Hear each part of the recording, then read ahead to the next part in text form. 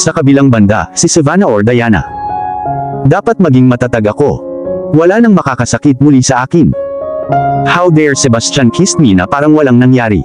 He even called me a whore. Well, the actual man whore is he. Ang paghalik sa ex-wife bilang punishment habang may girlfriend na siya. Hindi ko siya mapapatawad ng ganoon kadali. Dapat magmakaawa siya sa akin. Gagawin ko ang paghihiganti. Tuturuan ko si Sebastian ng leksyon. Nagsimulang tumunog ang aking telepono at si Dr. Thomas iyon. Hello, Savannah, binati niya ako. Hey Dr. Thomas, bati ko sa kanya pabalik. Well, are you free today? Tanong niya out of nowhere. Yes, bakit? Tanong ko sa kanya. Tatanggapin mo ba kung aayain kita ng date? Tanong niya. Sorry, hindi ako interesado sa pakikipag-date ng mga bagay-bagay. Sabi ko sa kanya. Well, it is not like girlfriend and boyfriend, it is like a brother-sister date. Will you? Tanong niya ulit. Yeah, okay, sabi ko sa kanya. Salamat, Savannah, see you at your place at 7. Sinabi niya. Yeah, of course, sagot ko naman. Pinatay ko na ang tawag. Well, yes, ito ay isang magandang ideya. Iisipin ni Sebastian na nililigawan ako ni Dr. Nell Thomas. Lalapit siya at magmakaawa sa akin pagkatapos.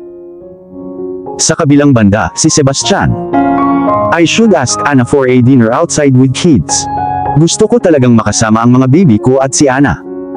Ang tanga ko para itapon ang sarili kong asawa. Pinagsisisihan ko ito araw-araw ng labis. Tinawagan ko si Anna para tanungin kung maaari siyang sumama sa isang dinner date with babies. Hello, Anna, bati ko sa kanya. Oh, Sebastian, sagot niya. She doesn't want me to call her. Yes, Anna, I want to ask you something. Sabi ko sa kanya. Oh really, then say, malamig niyang sabi. Will you come for a dinner with me and kids? Tanong ko sa kanya na umaasa. Well, I can't, because I am already booked a dinner with one of my friends. Sinabi niya. Male or female? Curious kong tanong sa kanya. Bakit ko naman sasabihin sa'yo? Tanong niya. Well, my kids are with you. I don't want them to be like you. Sinabi ko. Seriously, I want my kids to be sweet as her, but I don't want her to go the date with her male friend. Mr. Montemayor, I am not going to whoring how you used to do. Sagot niya. Really? Then what is this? Friends with benefits? Tanong ko.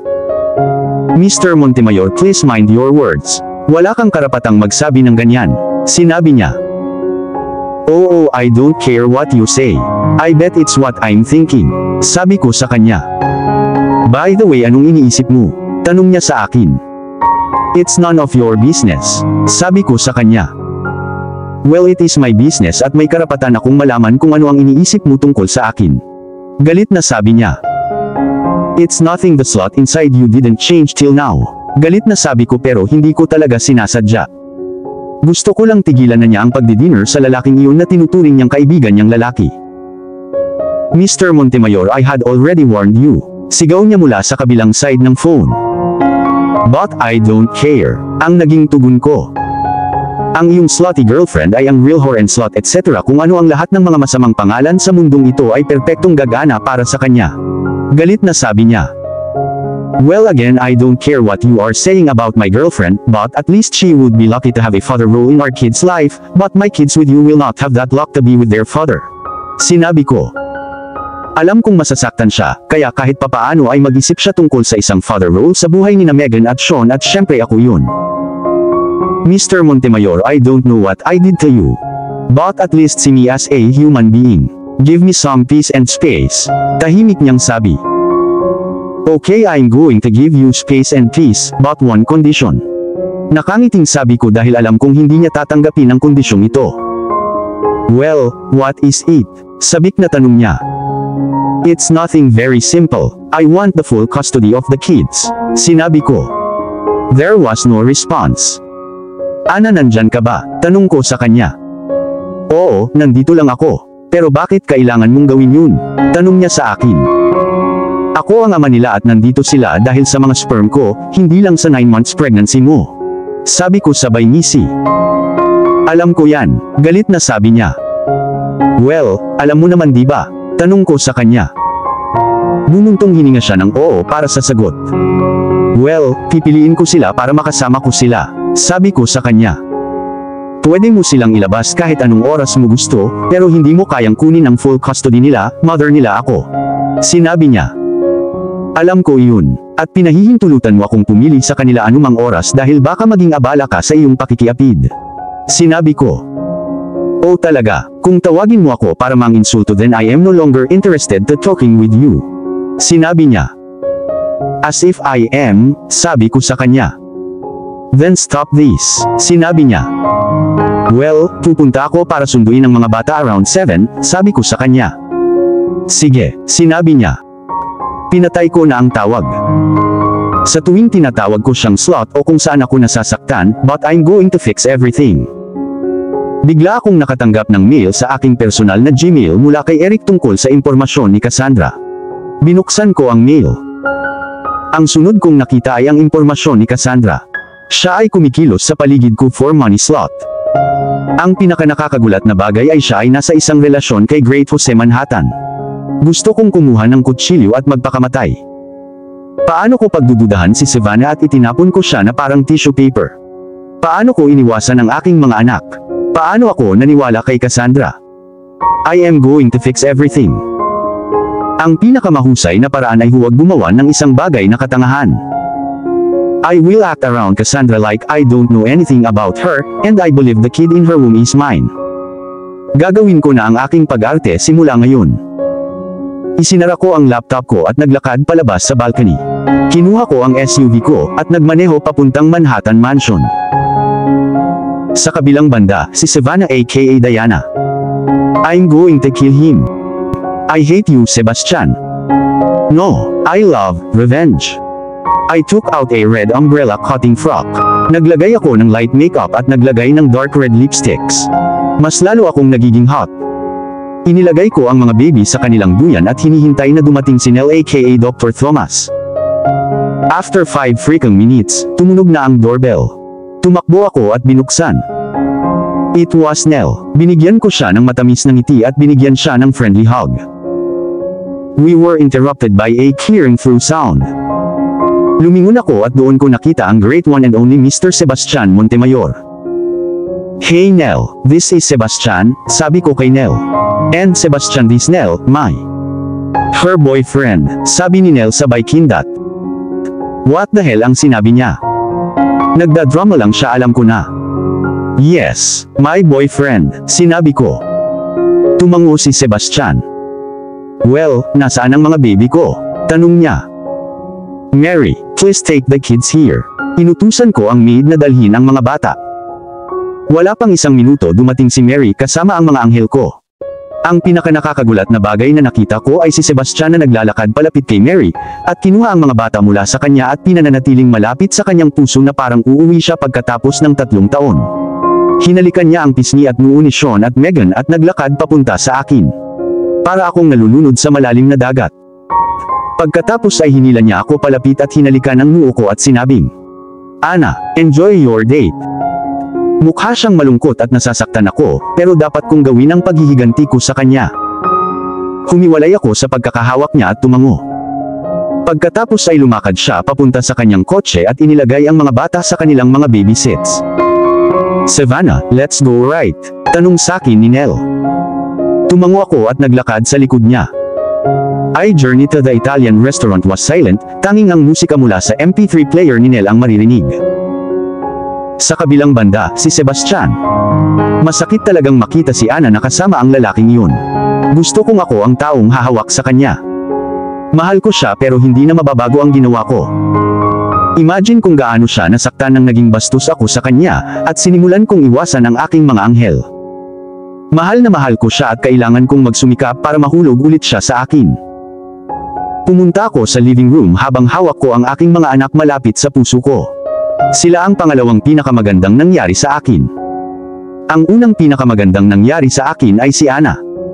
Gusto ko ang paraan kung paano siya tumingin sa aking mga mata, ang paraan ng pagngiti niya, ang paraan kung paano siya namumula, ang paraan kung paano siya magmahal, ang paraan ng paghalik niya sa akin at kung paano niya ako inaalagaan. Hindi niya binigyan ng malaking kahalagahan ang kanyang mga kagustuhan. Ang gusto lang niya noon ay isang masayang pamilya pero ngayon walang pamilya, walang kaligayahan at wala dahil sa akin. Sebastian, what are these two little shits doing here? Tanong ni Cassandra pagpasok niya sa kwarto. Cassandra, stop. Don't call them like that. They are my kids, galit na sabi ko. Pero ayaw kong makita sila dito, sinabi niya. Well, bahay ko ito at hiling ko kung sino man ang nakatira sa bahay ko o hindi. Babala kong sabi. Sebastian baby, why you are talking to me like this? Is this because of these little trash kids? Tanong niya. Fuck yeah, for your kind information, they are not your kids to be a trash, they are my kids, sabi ko sa nagtaas ng tono. Sebastian, stop it, how can you call our baby a trash? Galit na tanong niya. Talagang wala akong anumang patunay na ang batang lumalaki sa loob mo ay akin. Sigaw ko sa kanya. Fuck Sebastian, it's yours, I'm not someone like your slutty ex-wife, sinabi niya. Cassandra, wala kang karapatang tawagin sila ng shits or whatever, sabi ko sa kanya. Kaya ko because they are that slut's kids, sinabi niya. Talagang pinakulo nito ang aking dugo sa mataas na temperatura. Sinampal ko si Cassandra sa mukha niya. Alam ko na ang isang tunay na lalaki ay hindi mananampal sa isang babae, ngunit ang isang tunay na lalaki ay sasampal kung ang isang babae ay tumawag sa kanyang mga anak ng ilang masamang pangalan. Napakahirap.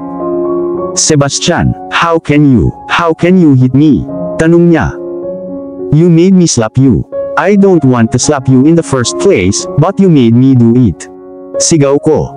Bigla siyang umiyak. I hate him because of him only all these things happen, sinabi niya. Him, sinong sinasabi mo? Tanong ko. I am sorry Sebastian, I don't want to do all these things but I am forced to do this. Sinabi niya. Cassandra, sabihin mo sa akin. Malamig kong tanong sa kanya. Jose, sinabi sa akin ni Jose na gawin ko ito. I hate Ana, pero hindi ko gustong sirain ang buhay niya noong una, pero pinilit ako ni Jose. I joined your company to run my life but after 2 months of joining the company I met Jose. After 4 months we started dating and 2 months before you gave divorce to Ana, he asked me whether I could destroy Ana. I told yes because I was so jealous of yours and Ana's life. So dahan-dahan kong sinimulan ang pagsira sa buhay mo, pero nang gawin ko ang bawat hakbang para sirain ang buhay mo, kumikirot ang puso ko.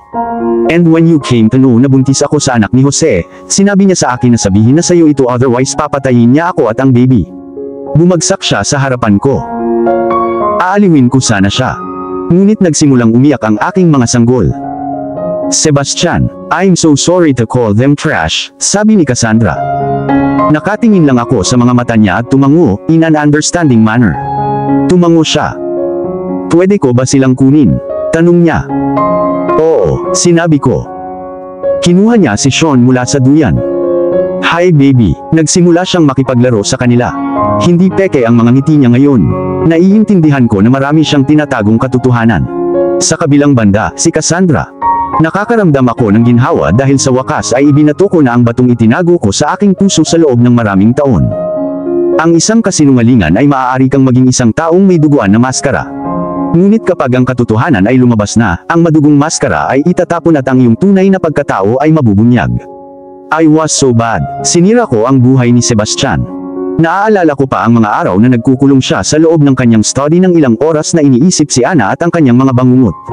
Sebastian, I will talk to Ana all about this at ibabalik ko siya sa iyo, sabi ko kay Sebastian. Tumango lang siya at umiwas ng tingin. Tatawagan ko si Jose at sasabihin ko sa kanya na gusto ko siyang makita.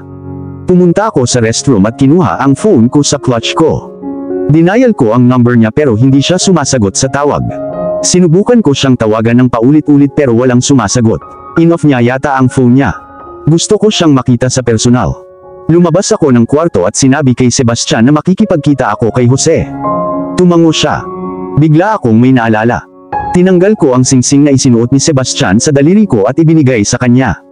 I'm not the one who deserves the ring and you, it's Ana, sinabi ko sa kanya. Napangiti siya. Truth deserves to be acknowledged, sabi ko kay Sebastian habang inilalayo ko ang sarili ko sa pagsira sa kanila. Tumango siya at ngumiti. Lumabas ako ng bahay at isinet ang susunod kong destinasyon, sa opisina ni Jose. At dito na po, nagtatapos ang part 6 ng ating kwento. Sabay-sabay po nating abangan ang susunod na kabanata. Maraming salamat po. God bless and ingat po tayong lahat.